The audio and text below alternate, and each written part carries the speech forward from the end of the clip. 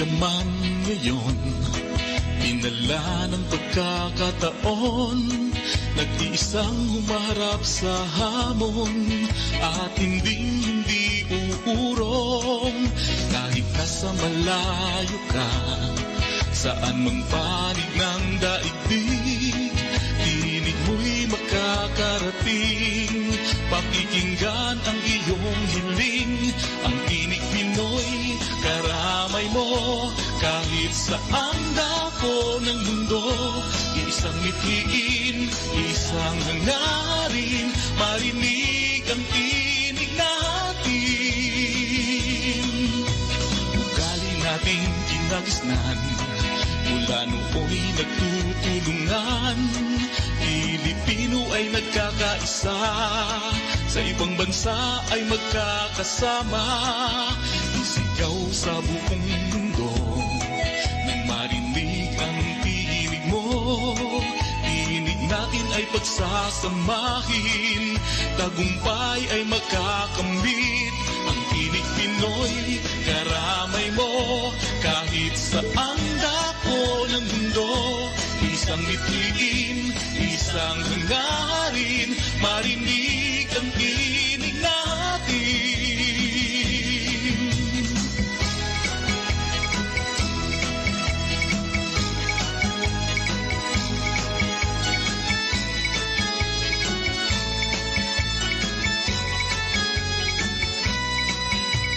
Ugali nating kinagisnan, mula nooy nagtutulungan. Pilipino ay nagkakaisa, sa ibang bansa ay magkakasama.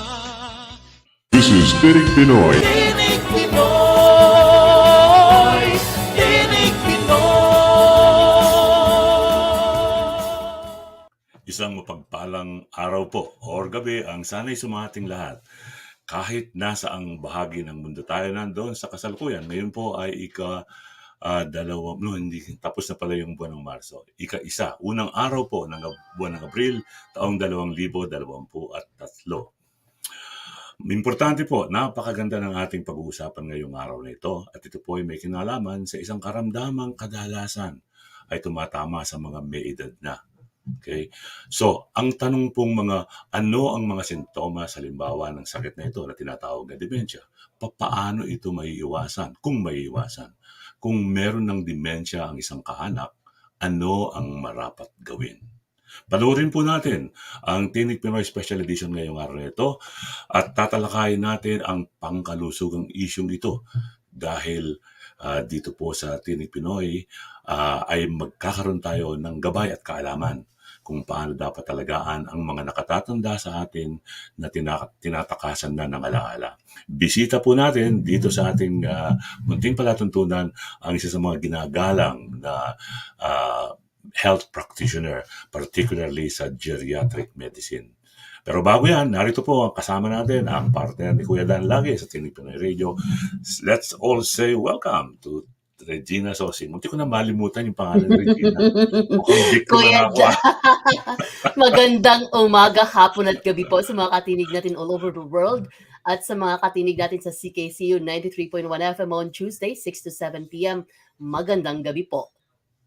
Okay, thank you Regina at magandang gabi din sa iyo. Magandang umaga pala, pareho pala tayo nasa Ottawa. Isa pa pong personalidad na sa kasalukuyan na nasa Ottawa ang ating bisita.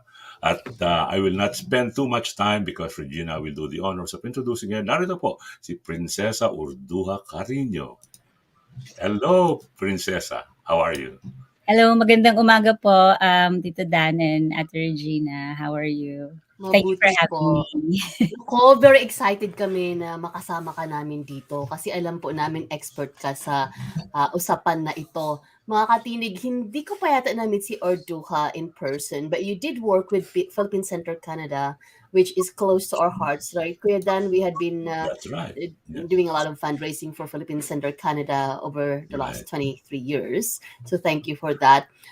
You are currently the Assistant Director of Care in one of the long-term care facilities in Ottawa. How is it going? It's very challenging. It's a long-term care. Usually, ang mga nasa long-term care po are people or are elderly people who are not able to take care of themselves anymore, or ang kanilang mga families are not able to help them with their activities of daily living. Kaya Yes. we have different resources, and of course together with that, iba-iba na rin po yung behaviors na makikita natin sa ating mga nakakatanda. Kayo po ay Doctor of Medicine sa Pilipinas. Opo. Pumunta ba kasi nasasabi dito na you're also a practicing certified geriatric nurse in Ontario. Did you have to study as a nurse in Ontario? I did. Yes, I did. Okay. I did. And it's a special branch of nursing, and it also encompasses the different areas in geriatric medicine and rehabilitation.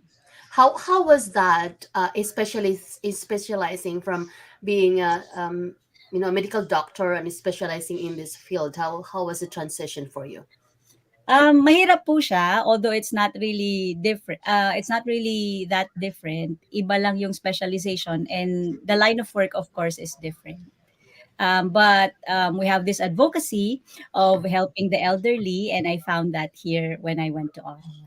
That's wonderful. So ito ang nakakatuwa po, and kami ay very excited na ikaw ay kasama sa ating seniors organization dito sa Ottawa. You are leading some of these projects, and a very timely project. Kuya Dan and I mean 20 something years ago, 28 years ago, we were already part of, I was already part of seniors, Kuya Dan. I would go to their trip. Pumupunta kami sa Niagara Falls, kasama nila Right. ako. Right. And they are avid listeners ng Tinig Pinoy. And of course, over the years, tumatanda na tayo, 28 something, 30 years later, ano po. So, very timely ito kasi marami po ang nakakaranas nito mismo. So, ang dementia, tell us first about what is dementia? Unang-una, I'd like to say, and thank you for mentioning the seniors organization here in Ottawa. It is called Ottawa Valley Filipino Canadian Senior Citizens Association. I am an auxiliary member of OVSCA, they call it. I'm not yet a senior, pero we're here to help the senior. Right. And I am leading the Mind Booster group. It is a brain health program area of service of OVSCA. I will talk about it later, but in terms of your question about dementia, ang dementia po is a general term.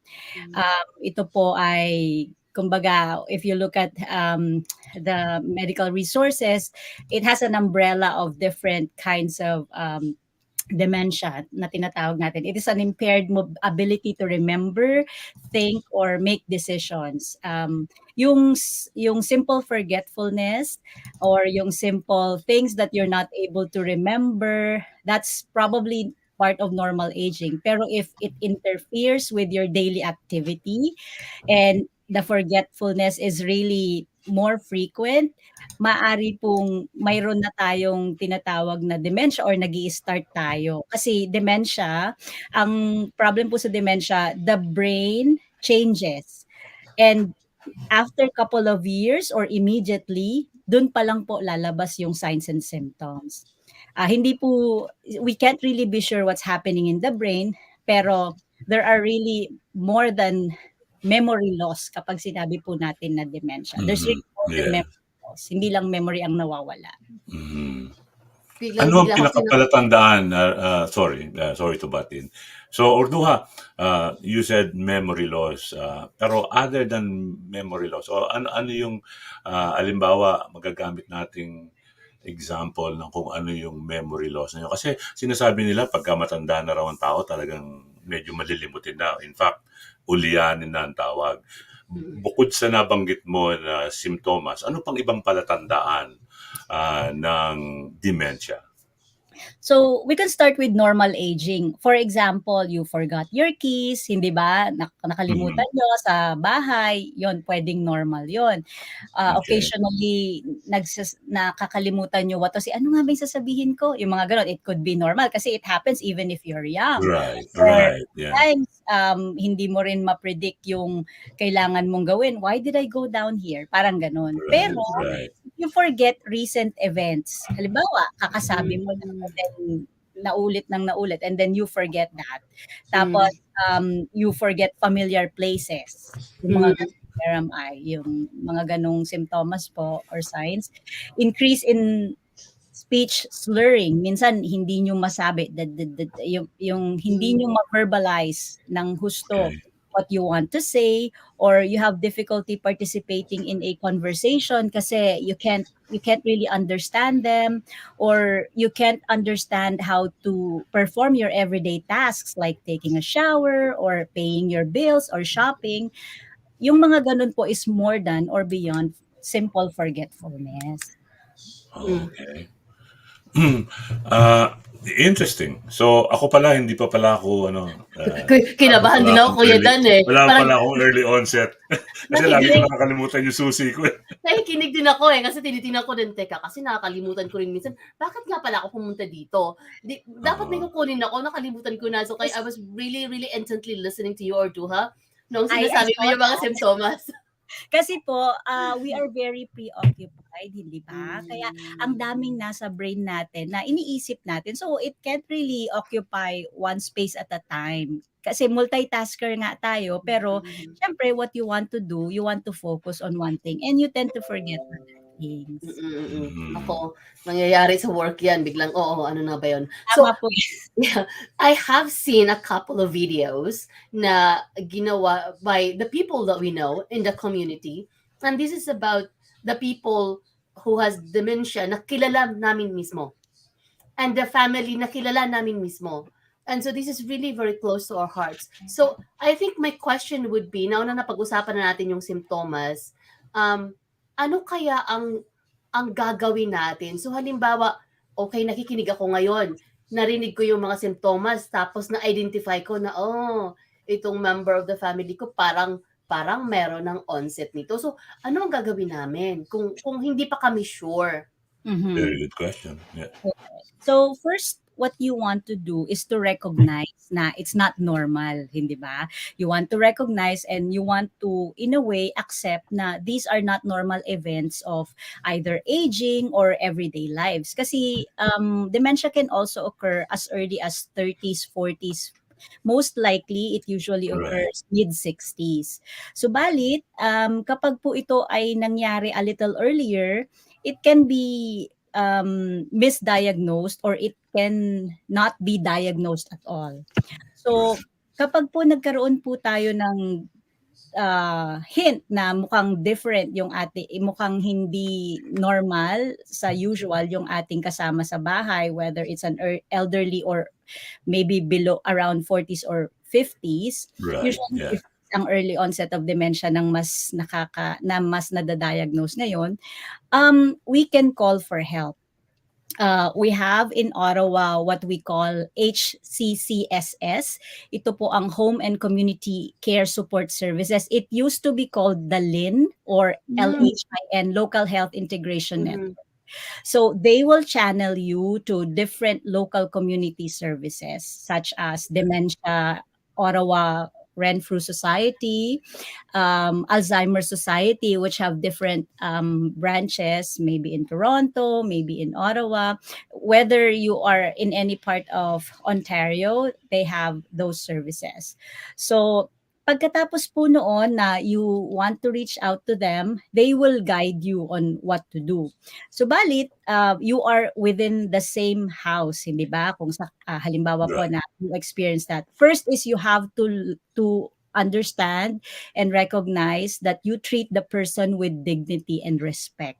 Yan po Mhm. ang unang-una nating isipin. Recognize that you may experience a variety of emotions. Is it Mhm. accepting? Is it denying? Is it hurting? And you have to accept and you have to learn to cope with that emotion. Yan po ang Mhm. pangalawa nating maaring gawin. Ang pangatlo po is you want to learn about dementia itself. Okay. Na baka mayroon, hindi ba? Kasi with dementia itself, you can educate yourself how to communicate with a person with dementia, how to deal with their behaviors, what are the coping strategies, ano po ba yung approaches that you can use para to go through this process. Pangatlo po, you want to see your doctor kasi the doctor will perform different kinds of assessment like confusion assessment methods or mental examination, ano pa ba, neurologic examination, and then the doctor will tell you it could probably be dementia. We don't diagnose ourselves, we don't diagnose others, pero we have a hint that that person might need to see a doctor upang mas ma-diagnose ng maayos and mabigyan ng mas magandang interventions at mas appropriate na interventions. And then Wow. you want to explore the treatments, what Oo. are other things that you can do. Malaliman pala ito, no? Mhm. This case, this particular issue, rather, is very close at home for me because my mom, for about 10 years, suffered from Alzheimer. Okay. My question is, what is the difference between Alzheimer and dementia? So Alzheimer's po is an umbrella under dementia. It is the most common Okay. it is the most common type of dementia. Hmm. Okay. Usually involves parts of the brain, and ang hallmark po or ang tinatawag natin kaya nasasabing may Alzheimer's ang isang patient is because they have this amyloid or beta amyloid deposits na tinatawag sa brain. So depending on where those deposits are, it would affect the brain. Example, I'll just take that stroke example kasi mas common ng stroke na knowledge sa atin, hindi ba? So pag nagka-stroke ka in this part of the brain, for example, whatever that part of the brain is supplying or doing para i-command yung katawan natin, and you have those beta amyloid plaques or plaques in dementia and in Alzheimer's disease, then that's what will be impaired doon sa pasyente natin or doon sa ating mahal sa buhay. It can be very disruptive sa buhay ng isang tao to Mhm. have Alzheimer's disease dahil hindi niya talaga it depends on the severity, pero nahihirapan siyang i-recognize Right. yung memory, Mhm. cognitive function niya is, is really impaired, plus mobility functions, mood behaviors, minsan nagkakaroon ng responsive behaviors. So, napakahirap po. Speaking of that, meron din isang dementia na a relative of mine was diagnosed, Lewy dementia. Body dementia, opo. Oo, Lewy body Yeah, dementia. Ano po 'yun? Lewy body dementia, the same as Alzheimer's, they found Lewy bodies. Kaya tinawag siyang Lewy body dementia. Subalit mayroon din po siyang iba-ibang simptomas. Usually Lewy body dementia, meron po silang mga visual hallucinations. But Okay. it depends. Mhm. Mayroon din po siya sometimes na nightmares or episodes na parang rigid sila. So Mhm. again, it depends, but it usually is derived from the what is inside the brain, like Mhm. kapag amyloid, beta amyloid plaques, it's Alzheimer's. Pag Lewy body, the name itself, may Lewy body sa loob. And those are derived from the doctors or researchers, doctors that were able to discover that. Kaya Mhm. Dr. Alzheimer's, Lewy body. Yeah, pag medyo naririnig ko na yung mga gano'ng mga terms, nahihirapan na ako maintindihan. And Mm. thanks God, hindi pala sintomas yan ng Alzheimer or ng dementia. Uh, I have had very unfortunate incidents pertinent to this disease. You know, I was attending a big function years ago when my mom was still with us. Ipinasok namin siya sa home, okay? And then this lady comes to me very strongly. Sabi niya, balita ko, pinasok daw po ninyo si mami. Sabi niya, sa home. Bakit naman ninyo ginawa yon? Sabi niya, dapat po, ipakita natin yung ating concern and all of that kind of a thing. So I was, dumbfounded. To a point, I was getting angry. So sabi ko, I think before you say something like that, you have to know, uh, the things around us, what's happening. Ako sa kanya, I don't think you have the right to do that and tell me on my face. I was really offended.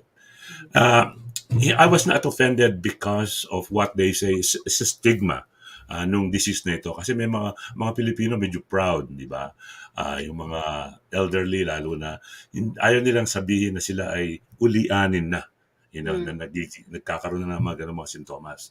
Uh, from that experience, I know na hindi lang ako nakaranas niyan.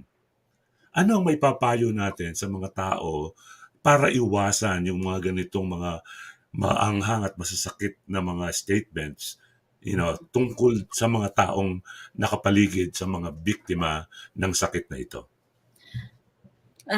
Thank you for sharing that experience, Tito Dan. And you are right, hindi po kayo nag-iisa sa ganyang situation and the circumstances that people face. Unang-una po, putting your loved one in a nursing home is a big decision. I know it's a hard decision, pero if you reach out to, for example, yung sinasabi ko nga po na dito sa Ottawa, home and community care support services, they will enlighten you what are your options. What are your options in dealing with this personal situation? Kasi individualized po ang ating treatment, hindi ba? It's not because mas less severe yung kanyang problem, hindi na siya pwedeng ipasok sa nursing home. If you're not able to take care, if there's not much family support that can take care and to address that problem, you are not able to really solve or at least give that quality of life sa inyong nanay, hindi ba? So, Yeah. what were the circumstances that you were in and that had been an option? So, kung sa inyo po nangyari yun, pag-usapan po ninyo as a family or may mga tinatawag po tayo dyan na kung sino yung decision maker because assumably that person is not able to really decide for themselves. Right. Hindi niya na alam. Yes. So, there should be a decision maker or ang tinatawag po natin doon is a substitute decision maker or Right. yung next of kin na naririnig na natin noon. Also, you will be informed of what are the services within the community. And then you decide if kaya nyo ba sa bahay. Will it be more, what's the government support upang tulungan po natin sa pag-provide ng care? Because sometimes, it's really very expensive to pay, hindi ba? Kung if you are a working person and then walang magte-take care sa kanya, who will do it? You'll have to get a caregiver, but that caregiver also can be a family member. Subalit, within our time, we are working, hindi ba? So if we can't attend to that, you will have to pay for a caregiver.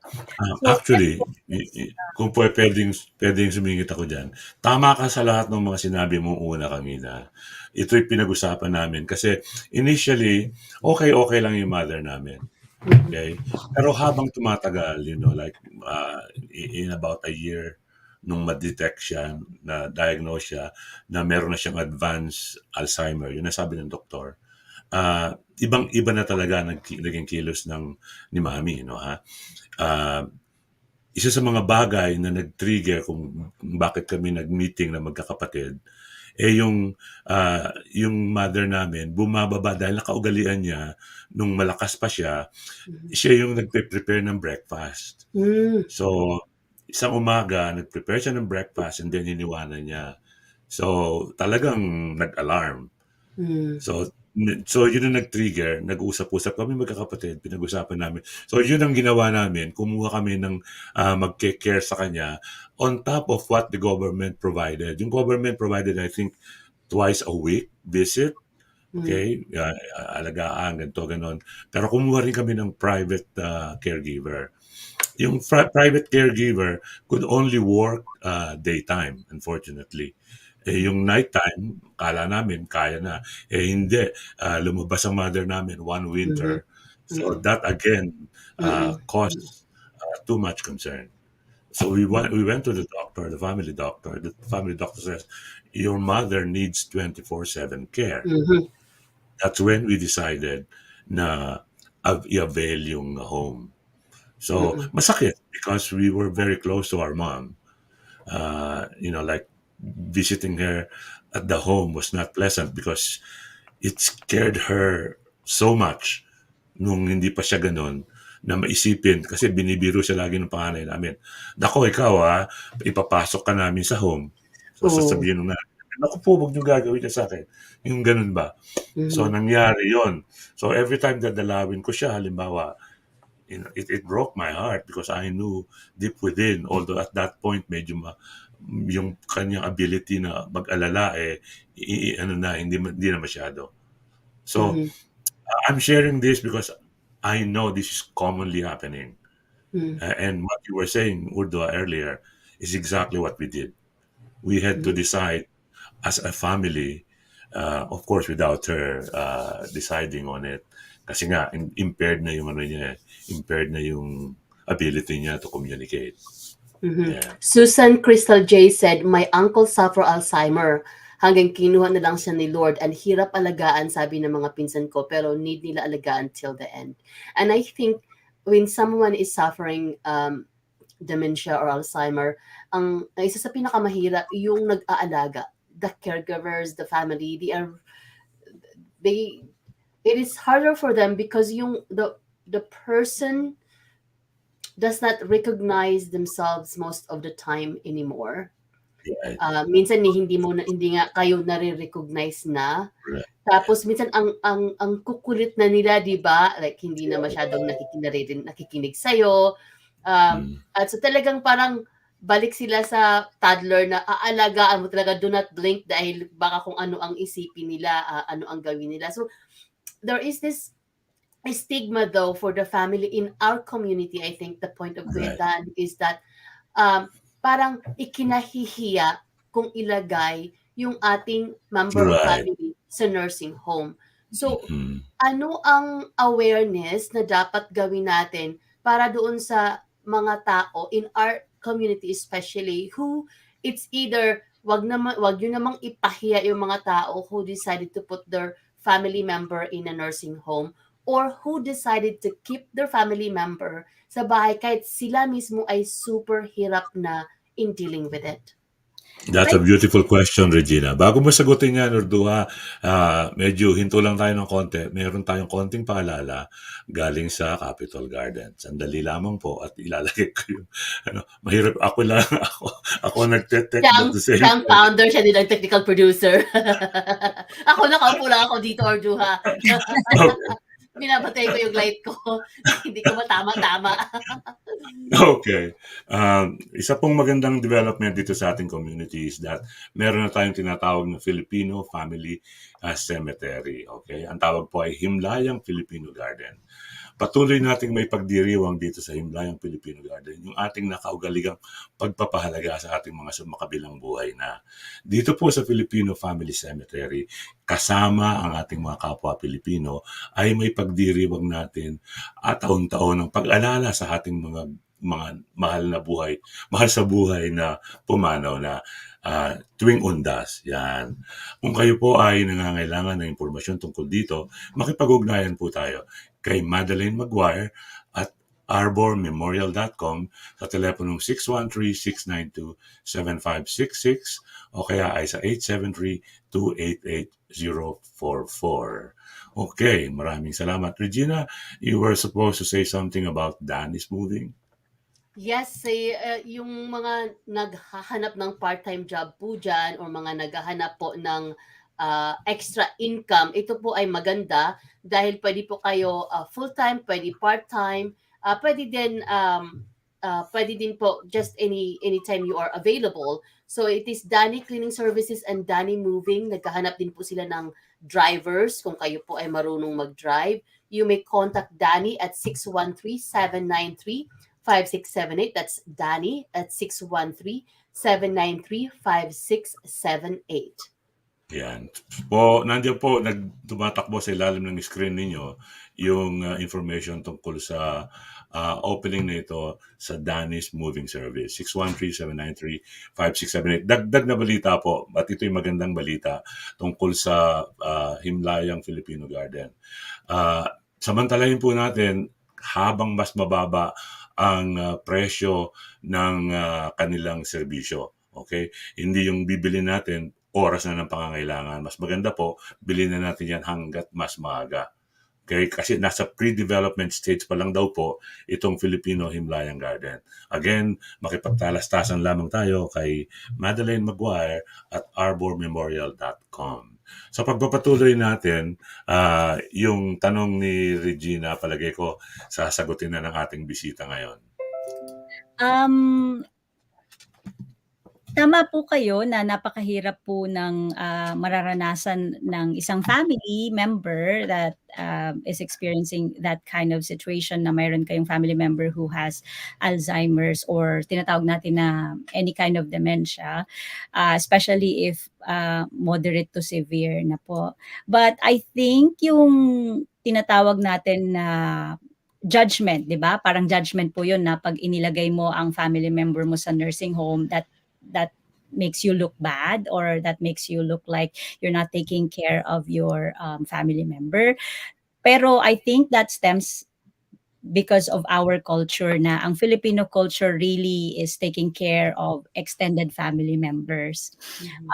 Subalit, may mga circumstances po tayo na hindi talaga maiintindihan ng ibang tao, and you don't have to really always take into consideration what other people might say to you. Kasi they are not in your situation and hindi naman po nila alam kung ano yung kabuuan ng araw-araw na endeavors ninyo in dealing with that family member. Also, I'd like to take this opportunity to inform you about caregiver fatigue. I think caregiver burnout. Yan po yung isa sa mga bagay na ating kino-consider kapag po tayo ay nag-aalaga sa isang ating family member na may dementia na or any disabling condition, hindi lang dementia, no?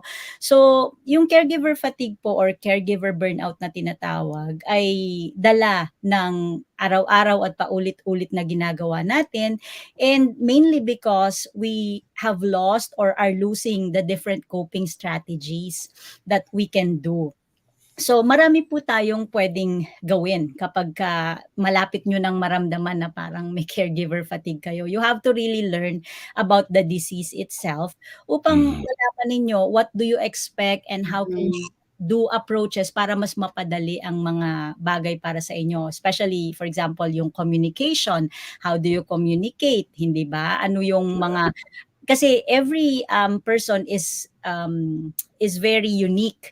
Ibig sabihin, it doesn't mean that this approach worked for this individual ay mag-work din sa kanya. So one of the things that we do is we know the individual. We want to know the patient's history or the resident's history, saan ba siya nanggaling, even the language itself. Ano yung language that they speak, hindi ba? Kasi it's very important so that they know.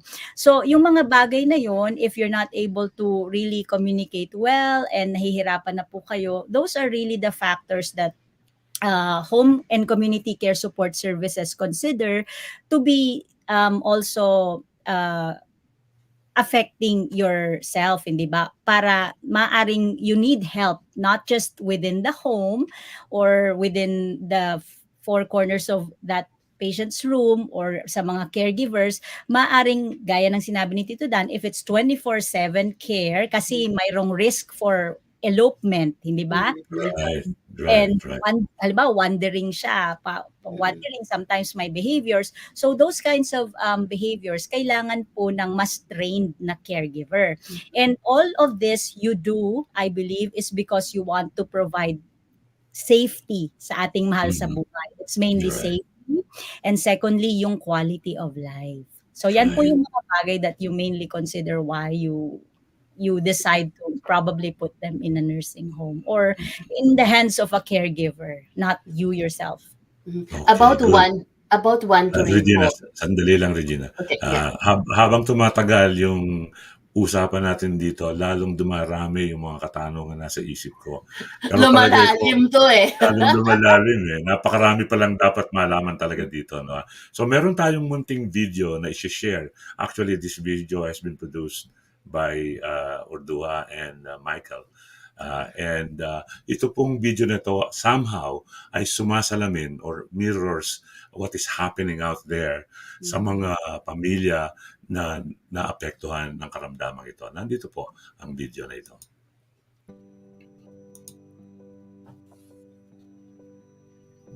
My mom is a family-oriented mother and very protective mom. Her friends called her bayanihan woman dahil talagang mapagbigay ang aking ina. She's a very faithful friend, very faithful to her family, sa mga anak niya.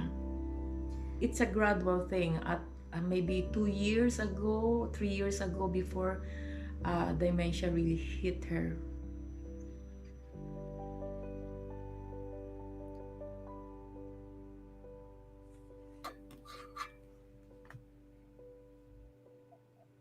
She doesn't eat well. She just like to eat the food that she wants. And also her medication is all mixed up. I think our mom is having this, dementia now. Living with dementia is a really difficult situation. My main role is to make sure that their needs are met, especially their daily activities of living. You have a loved one at home that's living with dementia.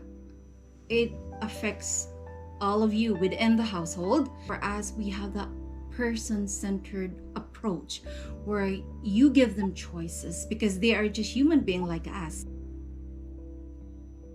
The next thing I have learned is even if I told her not to leave, lumalabas na siya nang walang paalam. Siyempre, nakaka-alarm yun, di ba? Her safety was my most concern for her. She's still very smart. She would still do anything in her power to get out because she's very independent. So that's how she knows herself.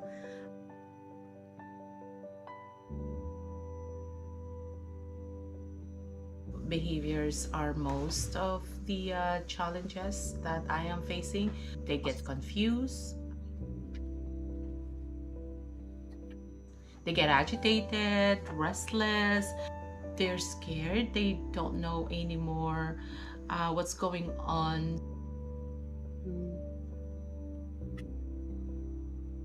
We've been referred to a geriatric physician. She's been evaluated because this is overwhelming for me, although I've been working for 12 years with the dementia and people who have this condition. It's different when it comes, if it's your family. Do not be in denial. Seek help outside. Reach out to any organization that can help us go through this process. Kung wala akong support system, I cannot handle it anyway. Kung wala yung mga siblings ko, yung lahat sila, friends na tumutulong din sa akin, yung support ba ng kahit na encouragement, our community, going to the church. Yes, they lost their cognitive, their decision makings, but they're still human being. We want to make sure and see them as who they were before, not who they are today. Being a Filipino, we are extremely family oriented. When I give care to them, I feel that this is my grandmother, this is my grandfather.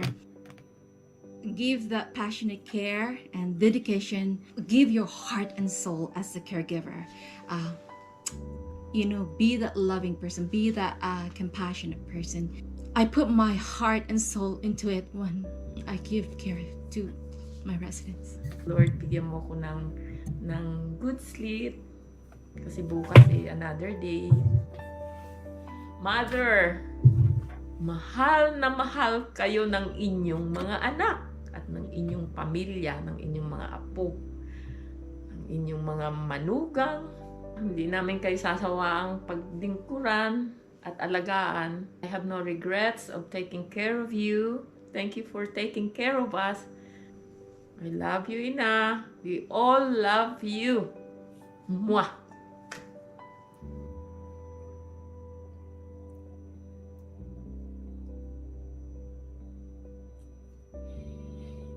You're muted, Kuya Dan. noong una ko nakita, I'm glad I'm muted. yeah, noong una ko nakita yung video, kasi kilala natin ng mga, tapos ko, hindi si Ina yun ah. And then I realized that you had to use sort of an actor, but also Ate Flor is a real person, real story. But si Nanay ay hindi talaga ang ina ni Ate Flor. So, Right. noong pagkatapos na nakita ko yung credits, okay. Kasi biglang, teka, hindi yun ang ina ah. So, Yeah, that was Nanay Nati yes, Nanay Ricario. Nati. She Yeah. is wonderful. Yeah. Doon, nakita ko doon yung bagay na gusto nating gawing lahat. Sabi nga nung yung personal support worker, nakalimutan ko yung pangalan. Sabi niya, bigyan natin ng compassion at pagmamahal sa trabaho nila yon.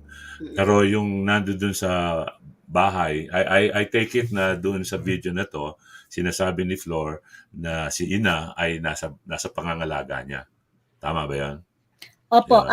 Yeah. This film, Kuya Dan and Ate Regina, is a funded project from the Social Planning Council of Ottawa and Okay. Alzheimer Society in collaboration with Ottawa Valley Filipino-Canadian Senior Citizens Association.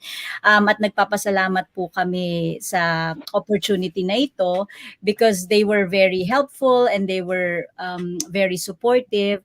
And this is the first, I think, Filipino, although it's amateur, it's the first Filipino-Canadian dementia film awareness para sa ating Filipino-Canadian community. At Social Planning Council of Ottawa has been supporting every multicultural help that they can provide. So, Right.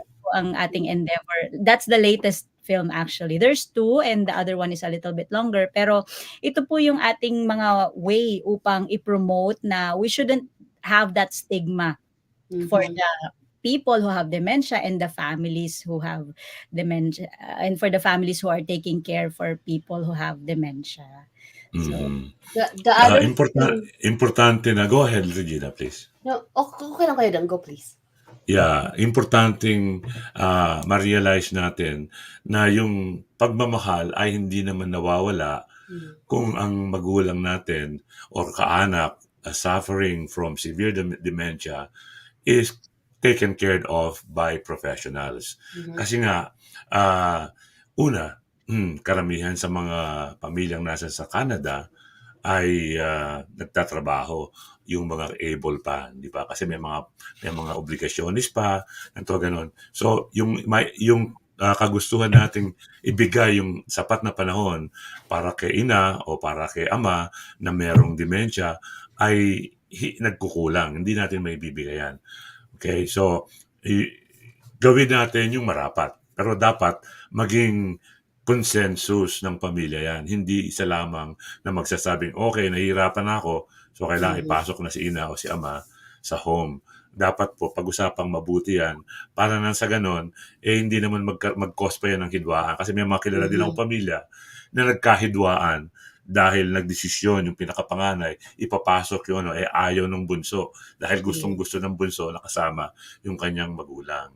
So may mga ganong bagay that are in play. No, marami yan. Sabi nga kanina ni Urduja, individual ang mga kasong ito. So dapat they should be treated also as they are.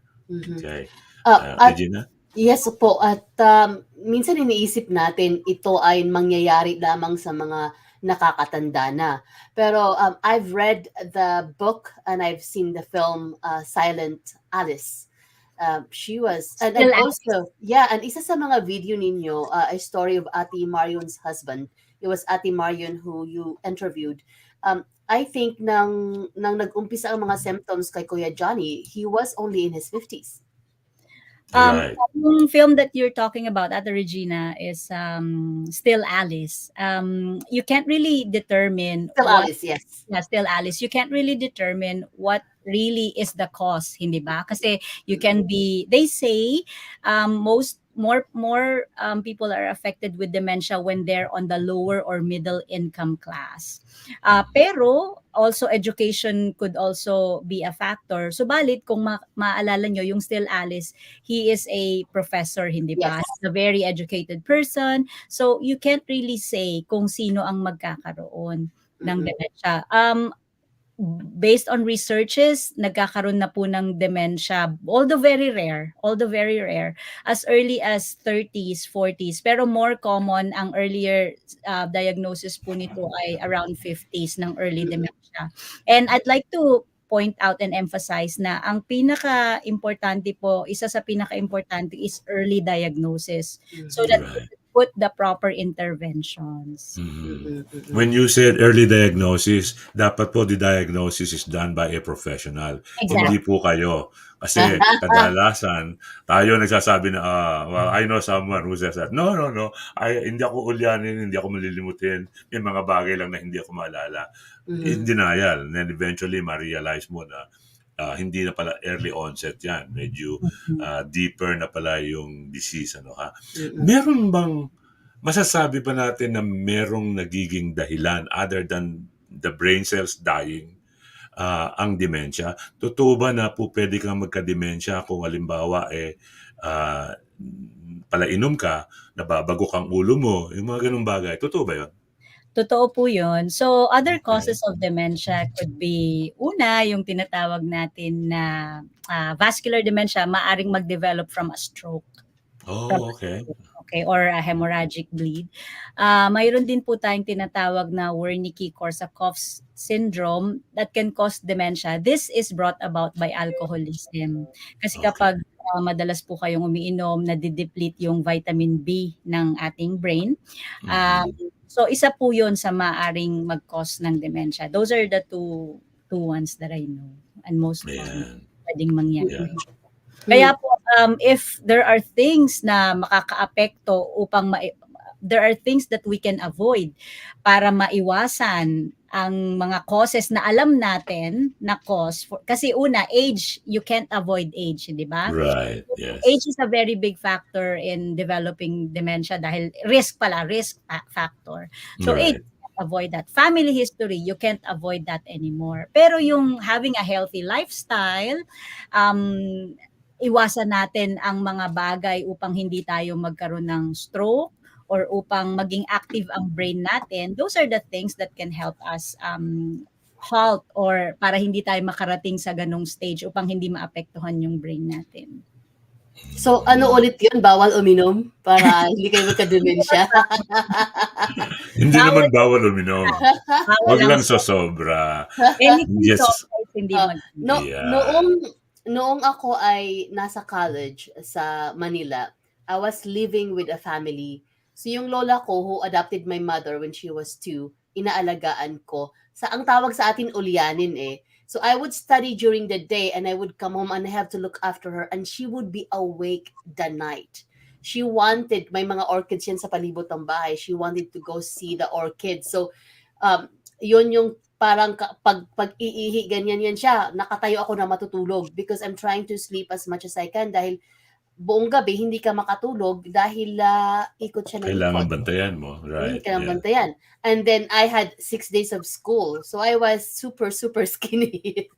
Right. Yeah. So, yung mga ganong behaviors po, maaari nating isipin na bakit ba sila gising during the day? Are they sleeping during bakit sila gising during the night? During Are the they night. Yeah. sleeping during the day? Hindi ba? Right. Kasi if ganun yung lifestyle niya, yung pattern of sleep niya, talagang that your lola will be awake during the night kung palagi siyang tulog during the day. Pero di ba hindi na sila masyadong natutulog? Opo, hindi sila masyadong natutulog. But with that time, kasi meron po talagang palaging gising during the day. Kasi nga po, during the day, yung pattern nila is wala silang masyadong ginagawa during the day. So they tend to sleep, hindi ba? So yun ang nangyayari sa Kailangan cycle. active. Pero if you bring them back to that cycle na during the day you have to exactly be active, do something, siguro provide them activities that can occupy their time, it will help them na maging Mapagod o bago matulog. makakatulog Oo. and magigising din sila ng maaga. Ang ating Yeah. Miss March calendar, Kuya Dan, si Andrea Right. nagsabi na ang nanay daw niya ay showing some symptoms na yung Mhm. okay sinabihan, kausap kita ngayon, kinuwento na, tinanong na kita, o kumusta ka? And then a few minutes later, tinanong na ulit kita kumusta ka? So, Mhm. you don't remember, they already ask you the question. Mhm. That's right. Yeah, paulit-ulit na sila. Kaya nga sabi ng mga Pilipino, uli-anin na daw. Pauli-uli na kasi. Yeah. Yun. Kaya, Meron akong close pala. gustong itanong because na-traumatize nga ako nung sa mother ko. I consulted a friend who is in Manila. Sabi ko sa kanya, Doktora, natatakot ako kasi may nabasa ako na artikulo tungkol dito. Ito pala'y namamana ako sa kanya. Ano po ang magagawa ko halimbawa? Because I'm constantly scared, as I grow older, na baka ganun din ang mangyari sa akin. Sabi niya, well, mapapayo ko sa iyo, Dan, huwag mong pakaisipin yan. Sabi niya, kasi kung talagang meron kang nung genes na yan, sabi niya, then darating ang panahon na maaaring mag-suffer ka. Sabi niya, ngayon, ang magagawa mo lang, indulge into activities that you were not doing before. And, in other words, that would cause you to think, to move, be busy, mga ganun bagay. Which advice I followed in fear of that. Totoo ba yun?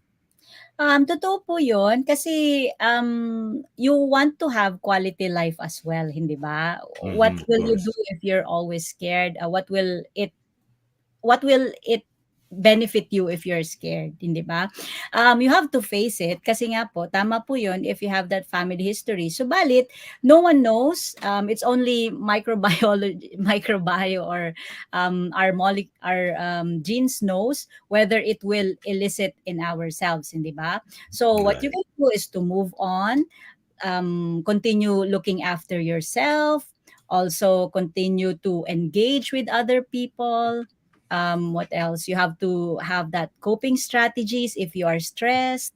Have that healthy lifestyle, healthy kind of living para magkaroon Mhm. po tayo ng productive day, hindi ba? At saka yung brain health activities na tinatawag. So something that would exercise your brain. For example, mga puzzles, crosswords, not just plainly watching TV, also doing exercise, physical exercise, hindi ba? Right. Yan mga ganyan. Attend kayo sa mga events. Mhm. Yan ang maganda sa mga ginagawa ng OBSCA through Mind Boosters, which is headed by Urduja, Ang mga seniors po dito sa Ottawa ay meron silang digital literacy lessons. Galing! Thank you, Yeah. ha. Meron silang yung mga cross-cultural activities. I attended once yung sa mga Hispanic kasama ng mga Filipino celebrating a picnic day. Meron silang mga cultural presentations. And I Very nice. understand meron pa rin yata silang Zumba. So thanks to people like Urduja, our seniors in the Ottawa Valley are benefiting much to their betterment. So yung pong mga nanonood ngayon na taga-Ottawa na ang mga magulang ay hindi pa involved sa seniors activities where they can benefit a lot, it's about time that you check in with OBSCA. They will welcome you po with open arms.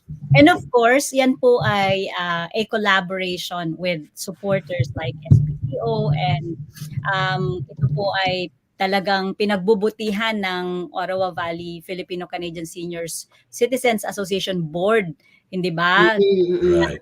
Ni Tita Sally Sionello and ang Galing. pong Vice Chairperson si Mary Formoso, and the rest of it. Mayroon din po tayong tinatawag na Mind Booster Facilitators. We usually post yung atin pong Mind Booster activities or OVSCA activities sa kanila pong web page, sa kanilang, Facebook page pala, Facebook Yes. page. Because we are hoping to have a web page sooner kung sakaling Okay. magkakaroon po ng funding. So balit, and that's the reason why we are trying to educate the seniors digital literacy. Mhm. Kasi Right. if they're not able to access well ang ating web page or ang ating website, hindi rin siya magiging effective, hindi ba?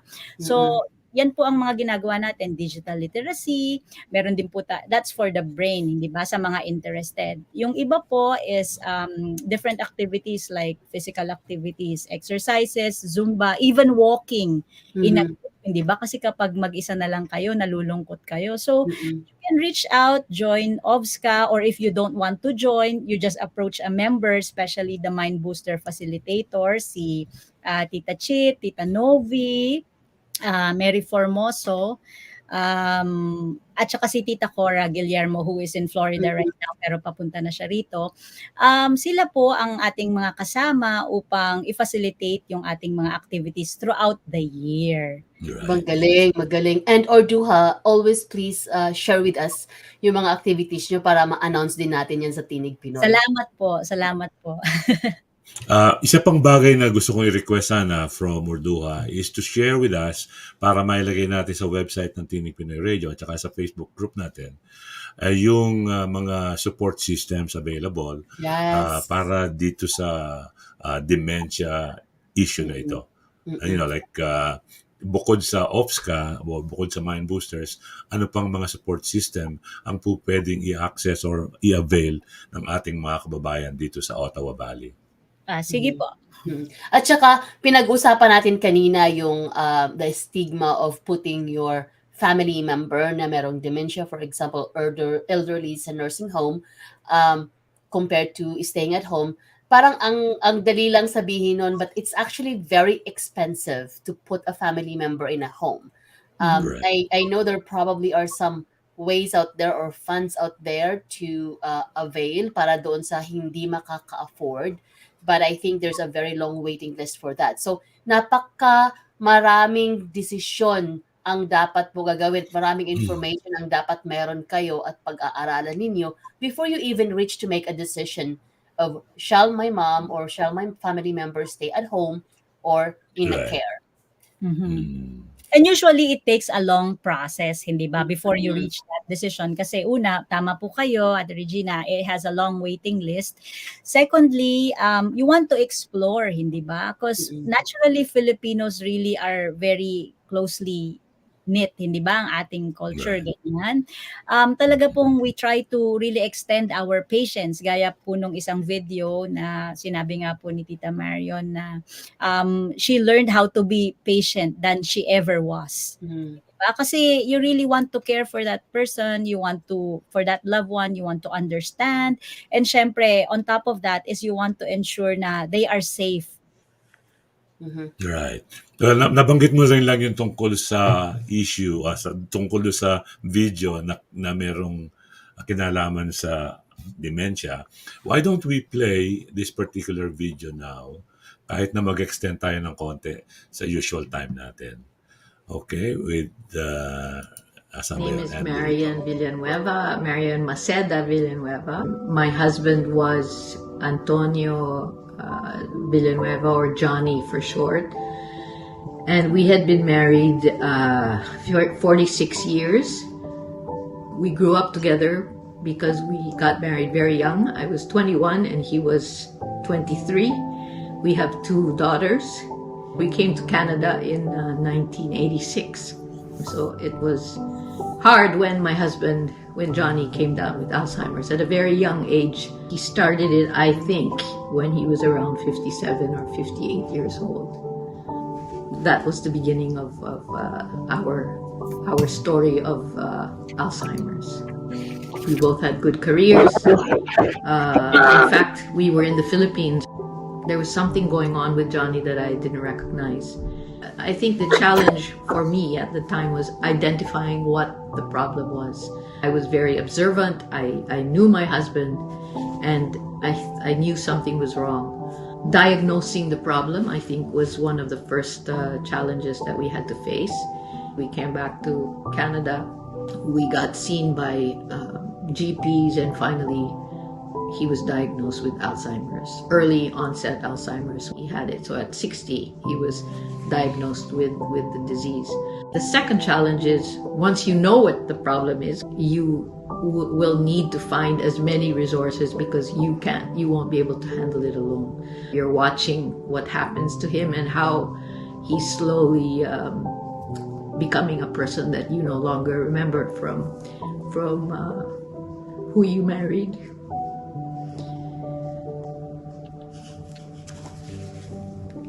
Sorry.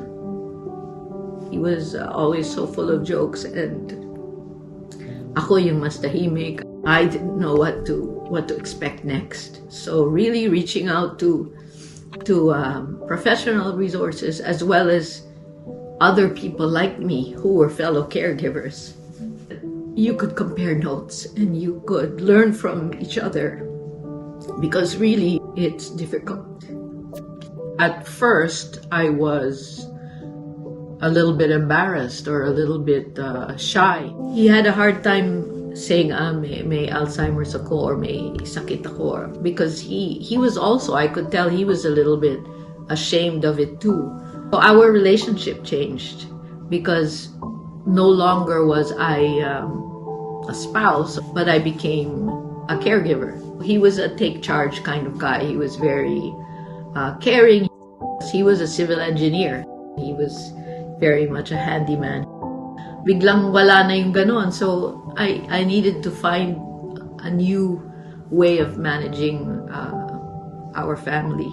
And I'm sure he had a hard time accepting it because there were times that he became emotional too and said, why is this happening to me? And so we needed to deal with it together. I used to do a lot of volunteer work or community work, and both of us also we had a lot of friends and liked going out into the community and to church or community events. And slowly we needed to withdraw from that because no longer could he recognize people. I learned how to be much more patient than I ever was. I needed to treat him more like a child because no longer could he do things on his own. I learned how to ask for help from more people because I knew I couldn't do it alone. We're very proud people. I'm also very proud, and so was Johnny. So we needed to admit that we were more vulnerable and that we needed help. We needed community. When he was diagnosed with Alzheimer's, and he was 60. He had just turned 60. We were in Toronto at the time, and I immediately reached out to the Alzheimer's Society of Toronto. I went to many of their courses, and this was all in person. I got the job in Ottawa, so I came back to Ottawa, and the first thing I did was connect with the Dementia Society of Ottawa and Renfrew. By attending the course, they had doctors who were doing research on different medicines that were up and coming and trials that they were experimenting with. So if you wanted to belong to join in with some of that, you could. I also found out about geriatric psychiatrists that were available. I was very active in the Dementia Society. I had a counselor assigned to me. The Champlain Health Line, at the time it was called the Champlain Local Health Integration Network. Through them, I found out that there were adult courses that were available for people with dementia or Alzheimer's. We had the Good Companion, we had the Pearly. They offered many things from exercise to dancing to singing to just interacting with each other. After being there 2 or 3 months, they said we can no longer handle him because he was becoming more difficult. They only had a limited number of staff looking after the group. He was beginning to hallucinate. He was talking to the TV. He was talking to himself in the mirror. With the medicine, it would calm him down.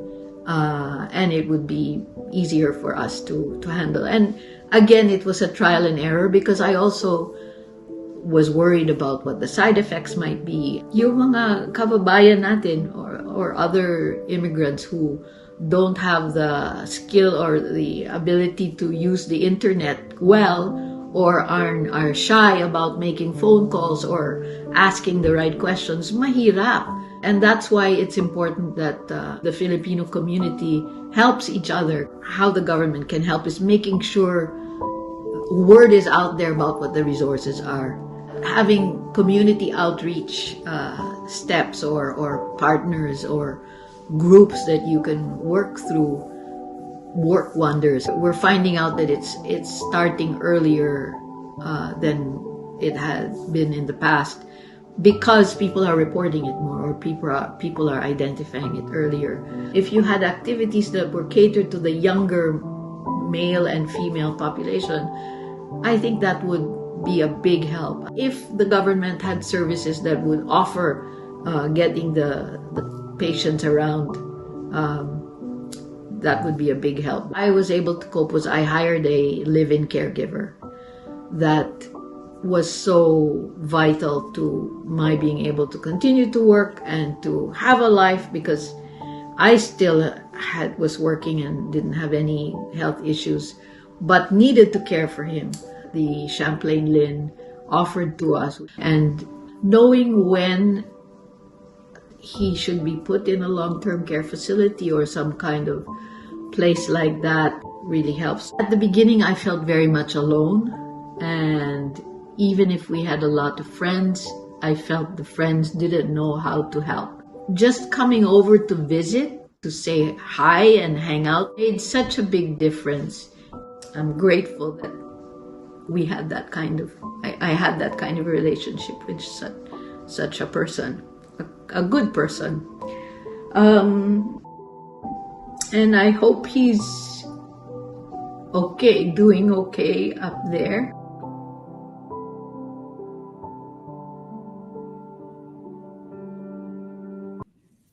Pinoy. Tinig Pinoy! Tinig Pinoy!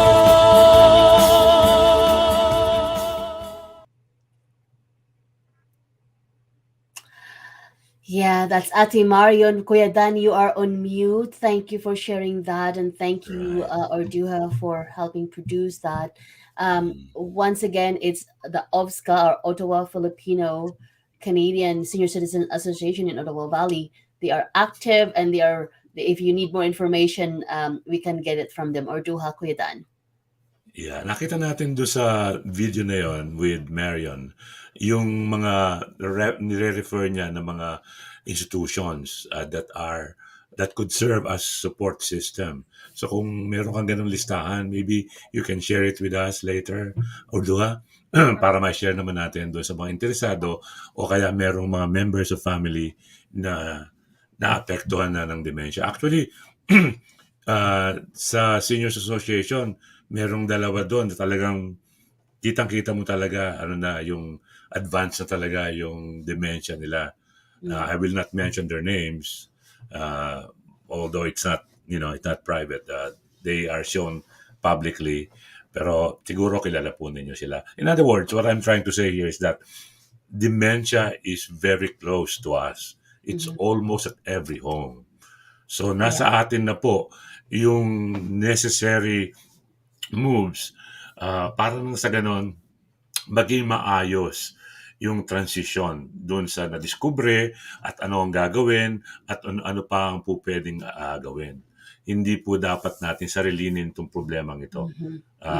May mga tao po, katulad halimbawa ni Urduja Carino, ng OPSCA, ng Mind Boosters, at saka ng mga institusyon dito sa Ottawa Valley na po pwede nating lapitan upang magkaroon tayong dagdag kaalaman kung paano magiging mas mabuti, mas maayos at tumpak yung ating mga gagawin. Hindi yung mga, kung minsan kasi magta-try tayo na i-diagnose yung kasama natin sa bahay, kasama na rin tayo na nagdi-deny ng katotohanan. Sana po kahit papaano itong munting video natin na pinakita sa inyo at saka yung pong mga salaysay ni Urduja Carino ay nakatulong upang kahit papaano ay madagdagan ang ating kaalaman tungkol sa dementia. Urduja? Opo, tama po yun. And I would like to thank the Filipino-Canadian community, particularly here in Ottawa. They're a very, very, really, really strong community. At talaga pong nagkakaisa sila. And sa mga hindi pa po talaga nagre-reach out upang at least makita ninyo that there's seniors that wanted to be with you too, or you may want to develop friends with. Right. Lapitan nyo lang po si Tita Sally Sionello or Mary Formoso. They're the leads right now of the Filipino-Canadian community dito po sa Ottawa. And you will see Kuya Dan emceeing some of the events. Yeah, that's true. Kami dalawa ni Urduja, actually partner kami nung celebration nung February, right, Urduja? Opo. Yeah. In fact, isa sa mga highlights ng buwan, yung birthday celebration. So lahat po ng mga may kaarawan na limbawa sa buwan ng Marso ay magtitipon-tipon doon and they will be feted, like they will be treated like celebrants talaga. Merong konting entertainment, maraming pagkain at saka maraming sayaw. Yon. Yeah. So napakaraming mga elderly Filipinos dito sa Ottawa Valley. Pero yung nag-a-attend, mga 100 plus. And I don't think that represents even 20% of the elderly in Ottawa Valley. Meron din po mga kasamang mga hindi Pilipino. So hindi naman po exclusive 'yon sa mga Pilipino. And go ahead.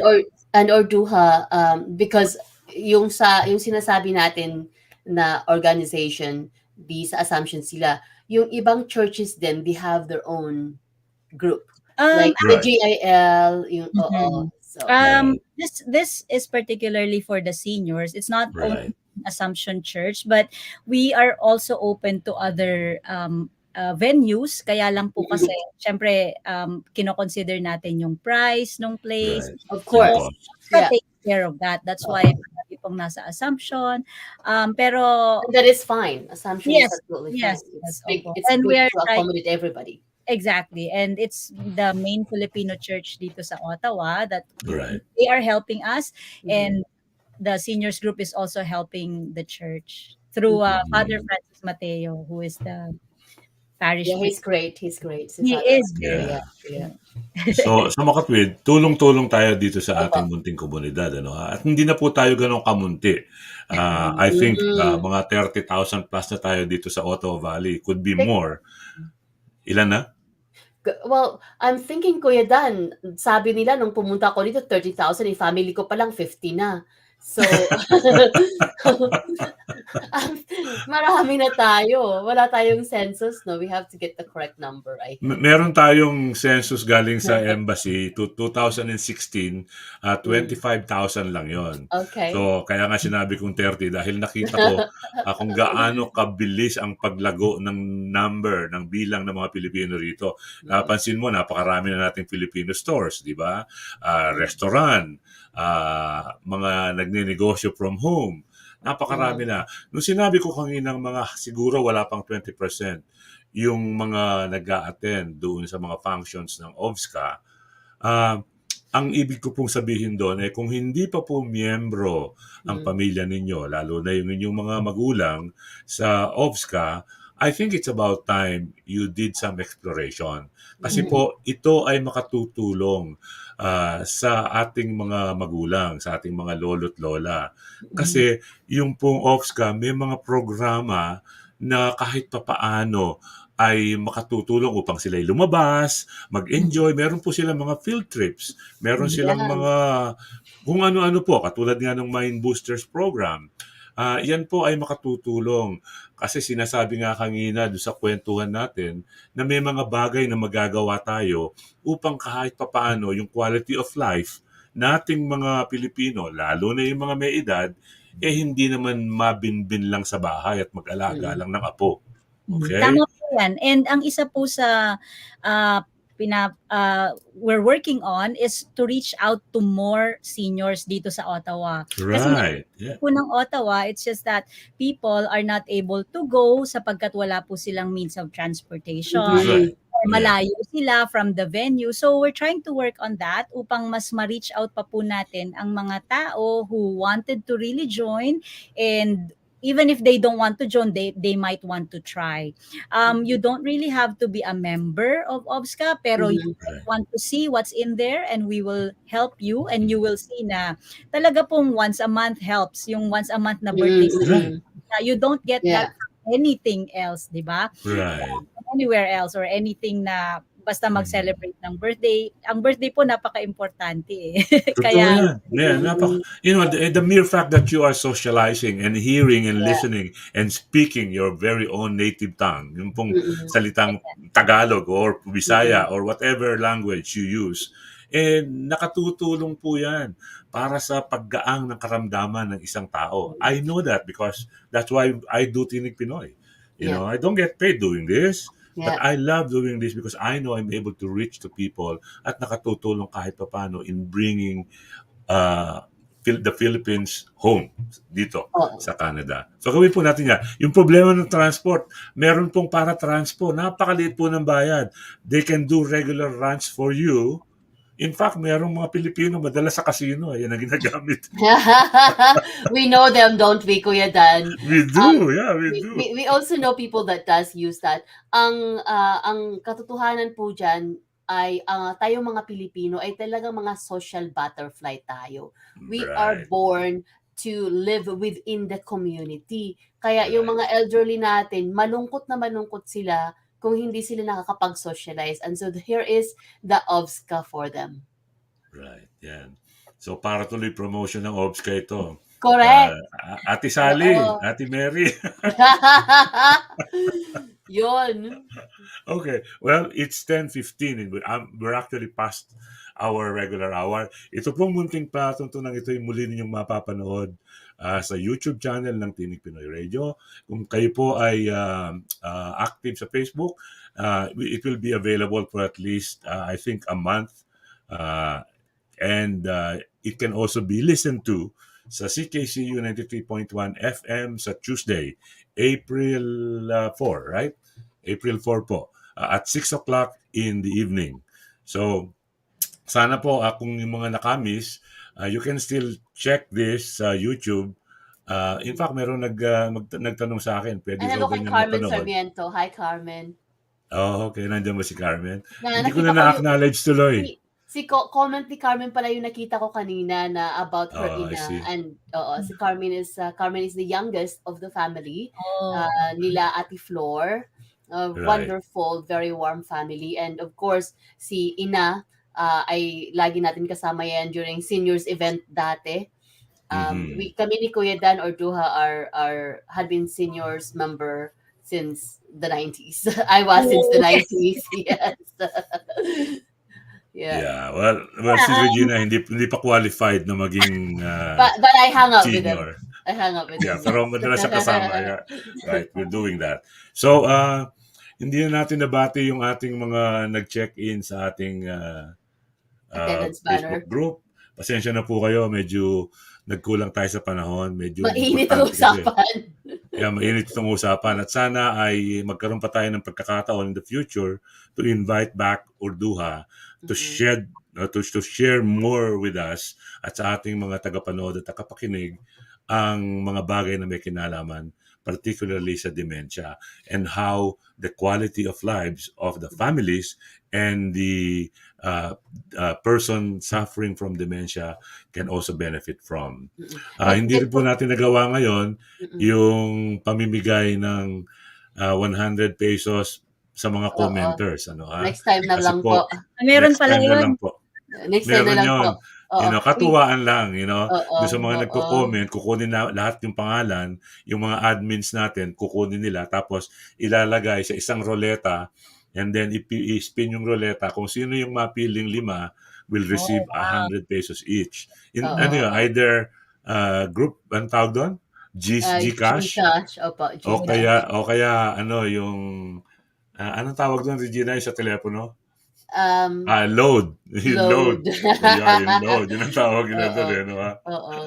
About the just last point about dementia or Alzheimer, doon sa mga mag-asawa, one of the burdens is that minsan naaalala nila yung past girlfriends nila. And minsan yung asawa who is still good at hindi may sakit, they take it as if tunay na tunay, not considering na, oh, may dementia na yung tao. At saka minsan yung mga tao na may dementia ay, sometimes they're harsh. "Oh, walang kwenta, hindi ko kayo kailangan," ganyan, ganyan. So, nasasaktan yung mga nag-aalaga and hence, yung sinasabi po ni Dr. Urduja kanina na, yung mental health ng caregiver ay napaka-importante din po. So, sa mga caregivers out there, kung kayo ay nahihirapan, get out of the house, do something, how arrange somebody to help out. Kailangan nyo ng break. Mhm. And Kailangan nyo po also, ng break. Ate Regina, you have to study your patient or your client, hindi ba? Or your loved one. What Mhm. can you do upang maiwasan po yung responsive behavior na yon? Is it something that you Hmm. have to offer food? Kailangan nyo ba siyang i-toilet? Or baka Oh, siya, okay, or baka okay. they just need some fresh air, or you need to redirect. So those are the things that you can do upang hindi nagkakaroon ng responsive behavior. Kasi any behavior means something, hindi ba?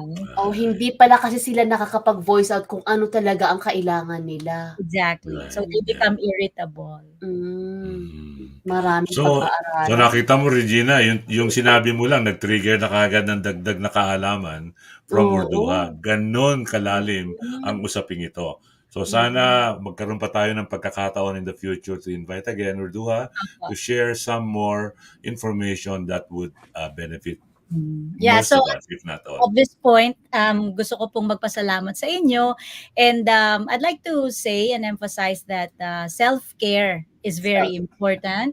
Healthy lifestyle improves well-being, and of course, tayo po ay mag-reach out because you are not alone. Yun. Yun, Very maraming nicely salamat said. po.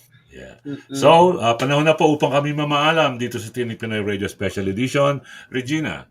Maraming salamat po sa inyong lahat, Dr. Urduja. Thank you. At sa lahat ng ating mga admins, sa mga host natin. At ako po si Regina Sosing. Thank you very much, Kuya Dan. Prinsesa Urduja Carino, last word from you, ma'am. Maraming salamat po sa inyong dalawa, Ate Regina and Kuya Dan, for this opportunity to share with our mga kababayans ang ating kaalaman. And just reach out. Gaya nga po ng sinabi ko, we are here to help. And the world, explore it. Dahil marami pong tulong ang ating matatanggap at mas marami po tayong engagements na mararating kung tayo po ay magre-reach out. Ayan. So sa inyo pong lahat na sumubaybay at nakinig ngayon dito sa Tinig Pinoy Radio Special Edition, maraming salamat po. Muli ang paalala, sa Tuesday, April 4 at 6 o'clock in the evening, mapapakinggan po ninyo sa CKCU 93.1 FM ang kabuuan ng programang ito. Sa YouTube channel din po pwede ninyong habulin ang ating munting episode for today. Sa inyo po lahat, maraming salamat. Until next Saturday. Bye-bye po. Mahal namin kayo. Bye-bye.